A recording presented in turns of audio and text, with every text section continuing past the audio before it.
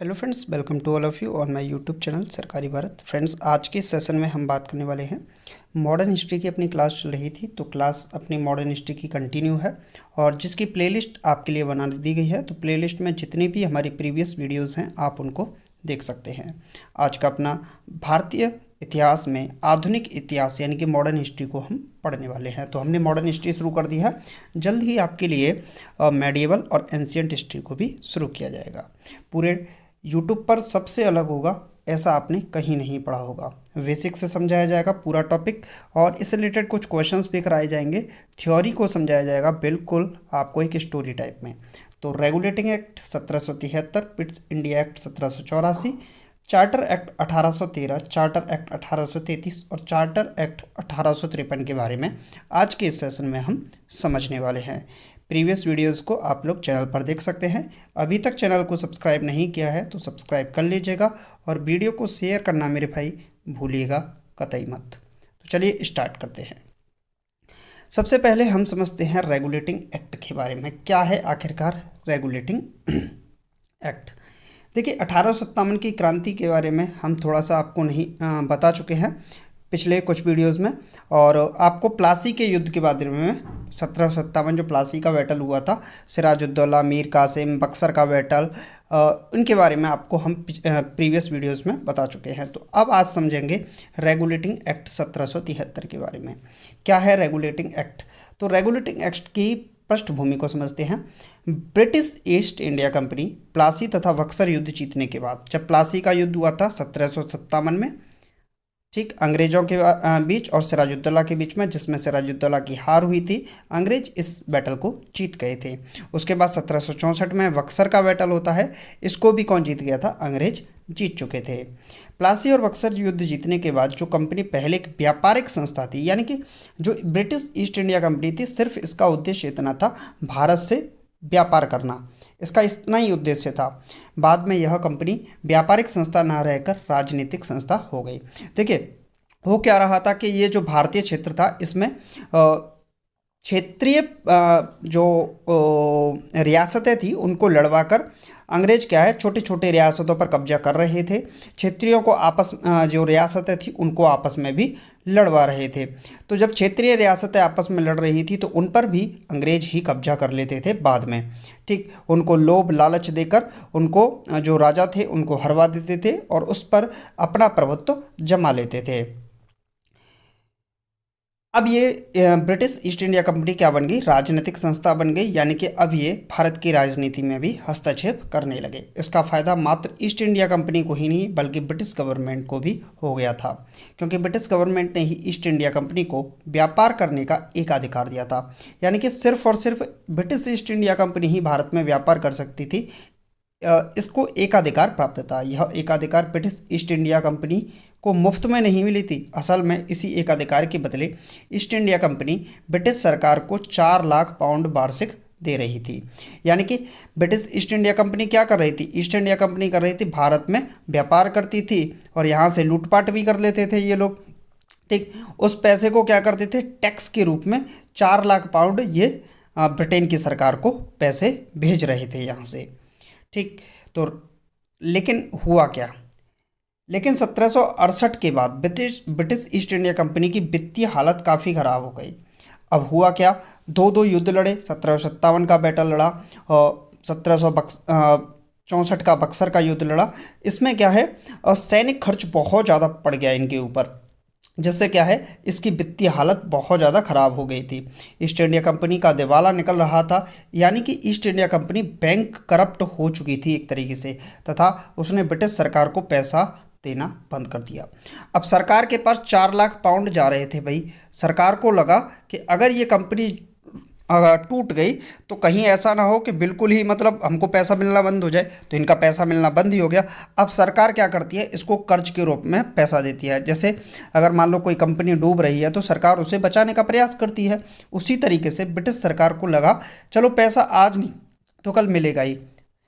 लेकिन 1768 के बाद ब्रिटिश ईस्ट इंडिया कंपनी की फाइनेंशियल हालत दिन प्रतिदिन खराब हो रही थी और वह दिन भी आ गया जब ईस्ट इंडिया कंपनी ब्रिटिश सरकार को पैसे देने के बजाय ब्रिटिश सरकार को 1 लाख पाउंड कर्ज देने की सिफारिश की। सरकार से ये 1 लाख पाउंड कर्ज मांगते हैं। British government east India company को डूबने नहीं देना चाहती थी, क्योंकि इससे बहुत बड़ा और बहुत अधिक मुनाफा हो रहा था। इसलिए ब्रिटिश गवर्नमेंट ने ईस्ट इंडिया कंपनी को वापस से पुनर्जीवित करने यानी कि रिवाइव करने का फैसला किया। इसके लिए उन्होंने पहली बार एक अधिनियम का सहारा लिया। अधिनियम लाने का सरल और सा मुख्य उद्देश्य था ताकि ब्रिटिश गवर्नमेंट का कंपनी के कार्यों पर नियंत्रण तथा नज़र रख सके। इस रेगुलेटिंग एक्ट के कारण ब्रिटिश गवर्नमेंट को ब्रिटिश कंपनी पर नियंत्रण रखने का सुनहरा अवसर मिल गया। यानी कि जो ईस्ट इंडिया कंपनी थी, अब इस पर नियंत्रण कौन रख सकता है? ब्रिटिश ईस्ट इंडिया कंपनी को मौका मिल गया कि भाई अब ये डूब रहे हैं, इनको दो कर्ज और अपना एक अधिनियम लेकर आओ जिसके तहत हम इनको नियंत्रण कर सकें, ये कंपनी हमारे नियंत्रण में भी आ जाएगी। उनको पता था पैसा आज नहीं तो कल मिल ही जाएगा। कंपनी के दिवालिया होने की कगार पहुंचने के कारण इसका कारण क्या था? तो इसका पहला कारण था 1769 में बंगाल में भयंकर सूखा तथा अकाल पड़ा था। बंगाल में बहुत बड़ा अकाल था, सूखा थी। उस समय बंगाल में बहुत ही कम बारिश हुई थी। ईस्ट इंडिया कंपनी ने बंगाल की जनता पर भारी भरकम टैक्स थोप दिए, जिससे बंगाल की जनता का जीना और भी दूभर हो गया। उस दौरान खाने की इतनी कमी पड़ चुकी थी कि बंगाल की 1/3 जनता भूख से तड़प तड़प कर मर चुकी थी। ईस्ट इंडिया कंपनी के व्यापार पर भी इसका बुरा असर पड़ा तथा इस घटना ने कंपनी को क्या है, नुकसान की तरफ धकेल दिया। क्योंकि बंगाल में क्या पड़ा था, भयंकर अकाल था, फसलें हो नहीं पाई थी। ठीक, तो इससे क्या है, जो ब्रिटिश ईस्ट इंडिया कंपनी थी उसने क्या किया, जो बंगाल की जनता थी उस पर टैक्स लगाना शुरू कर दिया। अब टैक्स जनता दे कहाँ से जब उनकी फसल ही नहीं हुई है। दूसरा कारण, पहला मैसूर युद्ध ईस्ट इंडिया कंपनी तथा हैदर अली के बीच हुआ, जो युद्ध जो 1767 से लेकर 1769 तक चला तथा अंत में इस युद्ध का कोई भी निष्कर्ष नहीं निकला। लेकिन 3 साल तक चले इस लड़ाई की वजह से ईस्ट इंडिया कंपनी को इस युद्ध पर बहुत धन खर्च करना पड़ा। ब्रिटिश ईस्ट इंडिया कंपनी के आय पर इसका बहुत असर पड़ा। तीसरा कारण क्या था? तो तीसरा कारण था जो कंपनी थी उसी के अंदर हो रहा भ्रष्टाचार एक बड़े तौर पर हो रहा था। ईस्ट इंडिया कंपनी के अंग्रेज कर्मचारी खूब भ्रष्टाचार कर रहे थे तथा ब्रिटिश ईस्ट इंडिया कंपनी के भी उच्च अधिकारी काफ़ी माला माल हो गए थे। असीमित रिश्वत और भ्रष्टाचार से कंपनी एकदम कंगाली के कगार पर पहुंच गई थी। जो टैक्स होता था वो टैक्स पूरा कंप्लीट पहुंच ही नहीं पाता था। रेगुलेटिंग एक्ट 1773 की क्या विशेषता है उनको समझते हैं। भारत में ईस्ट इंडिया कंपनी के कार्यों को नियमित और नियंत्रित करने की दिशा में ब्रिटिश सरकार द्वारा उठाया गया यह पहला कदम था, जो कि 1773 का रेगुलेटिंग एक्ट का। रेगुलेट का मतलब ही होता है नियंत्रित करना। कंपनी के शासन पर संसदीय नियंत्रण स्थापित किया गया। इसके द्वारा कंपनी के प्रशासनिक और राजनीतिक कार्य को मान्यता मिली। ब्रिटिश ईस्ट इंडिया कंपनी ने भारत में 3 प्रेसिडेंसी बनाई। अब 3 प्रेसिडेंसी कौन सी थी? पहली थी मद्रास प्रेसिडेंसी, दूसरी थी बंगाल प्रेसिडेंसी और तीसरी थी बॉम्बे प्रेसिडेंसी।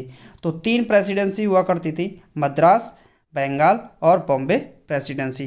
तो आप लोग यहाँ पर देख सकते हैं, ये मद्रास वाली है, ये बंगाल प्रेसिडेंसी और ये बॉम्बे प्रेसिडेंसी बनाई गई, जिससे भारत को लगभग संपूर्ण भारत पर नियंत्रण किया जा सके। इस एक्ट के तहत बंगाल के गवर्नर को अब बंगाल का गवर्नर जनरल बना दिया गया। जो बंगाल का गवर्नर हुआ करता था उसको बंगाल का गवर्नर जनरल बना दिया गया तथा बॉम्बे प्रेसिडेंसी, मद्रास प्रेसिडेंसी को गवर्नर जनरल ऑफ बंगाल की रिपोर्ट करना पड़ता था। यानी कि सबसे हेड कौन था? सबका हेड था बंगाल के गवर्नर जनरल। मद्रास का गवर्नर जनरल और बम्बई का गवर्नर, ये दोनों क्या करते थे? मद्रास का गवर्नर और बम्बई का गवर्नर ये रिपोर्ट करते थे बंगाल के गवर्नर जनरल को। यानी कि अब ताकतों को बांट दिया गया। इसमें भी क्या है, कोर्ट ऑफ डायरेक्टर्स। इसमें कोर्ट ऑफ डायरेक्टर्स की संख्या 24 रखी गई, जिसमें 4 सदस्यों की समिति। अब देखिए, मद्रास गवर्नर, बम्बई गवर्नर और बंगाल के गवर्नर प्लस 4 सदस्यों की समिति को स्थापित किया गया। तो आपसे प्रश्न पूछ सकता है, कोर्ट ऑफ डायरेक्टर्स में सदस्यों की संख्या कितनी थी रेगुलेटिंग एक्ट 1773 के तहत? तो 24 थी। कितनी समिति थी? 4 सदस्यों की समिति थी। इस एक्ट कानून के द्वारा कंपनी के संचालकों की संख्या 24 निश्चित की गई। यह भी व्यवस्था की गई कि एक चौथाई संचालक प्रति वर्ष अवकाश ग्रहण करेंगे और उनके स्थान पर नए सदस्य क्या होंगे, निश्चित होंगे। जिससे उनको देखिए, ये पूरा करने का एक ही कारण था, जिससे क्या है कि भ्रष्टाचार ना के बराबर हो। बंगाल के लिए गवर्नर जनरल की व्यवस्था की गई। उसके कार्यों में सहायता करने के लिए 4 सदस्यीय समिति काउंसिल के निर्माण किया गया। बंगाल के पहले गवर्नर जनरल कौन थे? तो बंगाल के पहले गवर्नर जनरल थे लॉर्ड बारेन हेस्टिंग्स। इनके ऊपर भी कहा जाता है कि इनके ऊपर भी भ्रष्टाचार के आरोप लगे थे। जब ये यहाँ से ब्रिटेन गए थे तो ब्रिटेन में इनके ऊपर मुकदमा चलाया गया। इन्होंने जो दरअसल भ्रष्टाचार किया था, एक दो भ्रष्टाचारी किए थे, लेकिन इसके बाद इनके ऊपर 40-50 मुकदमे दायर कर दिए गए। इसके बाद इन्होंने क्या है, सुसाइड भी कर ली थी।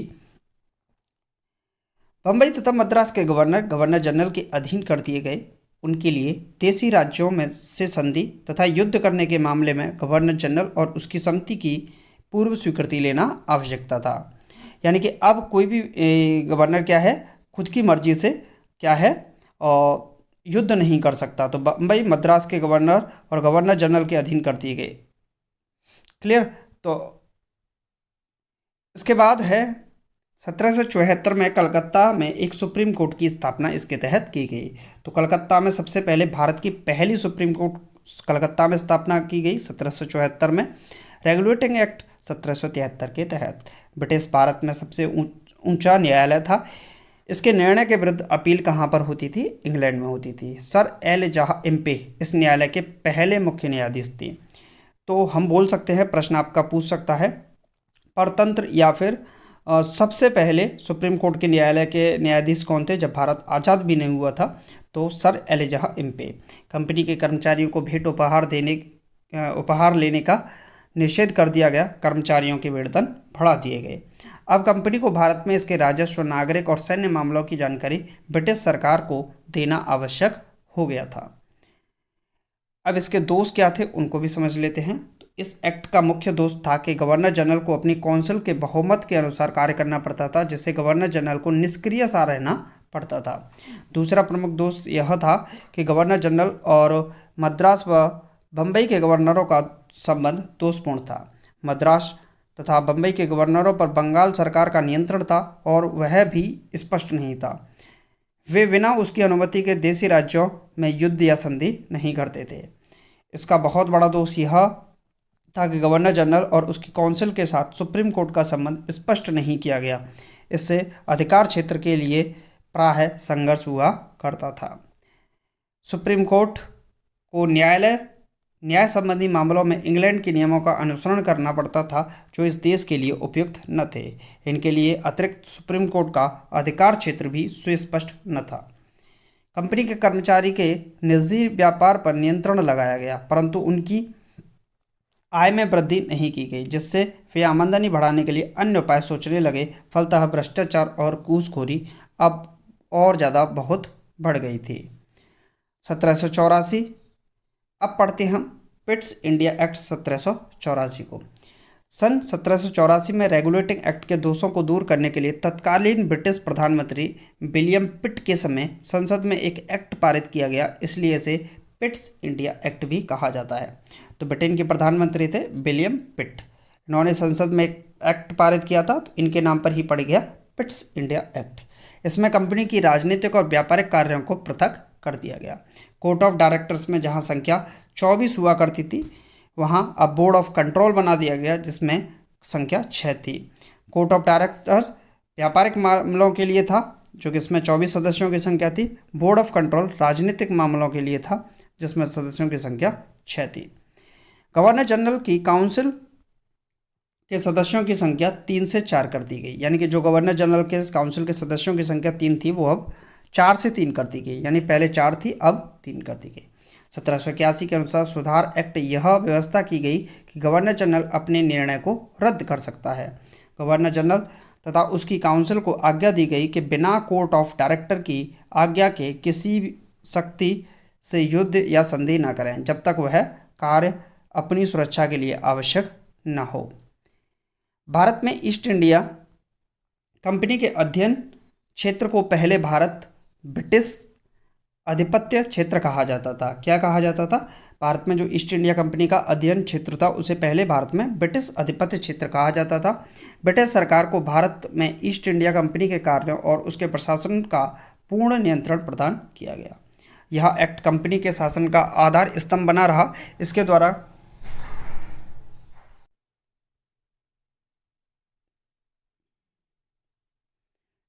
कंपनी का शासन संबंधी कार्य ब्रिटिश सरकार के नियंत्रण में आ गया। अब भारत